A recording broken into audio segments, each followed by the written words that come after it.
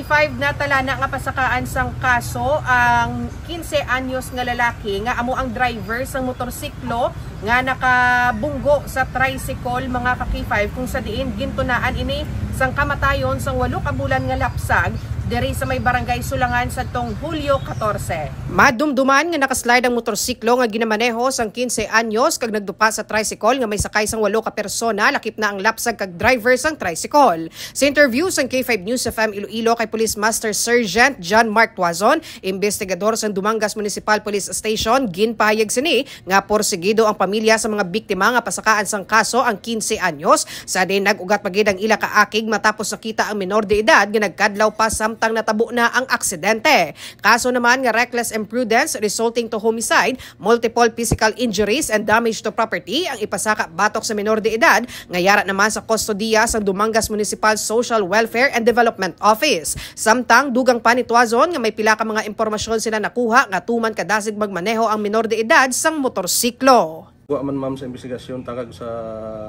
mga impormasyon nga ini siya daw madasig-dasigin man siya kuno nga bata mo padalagan sa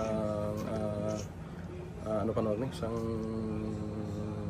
motor kung nakadrive sa motor. Kag damo gid man ma'am na comment nga muna nga medyo madasig-dasigin man siya kag daw request na. Ini si K5 Karen Batilla para sa Kampiyon nga Balita, Serbisyo Publiko kag Kalingawan sa Iloilo. K5 News FM.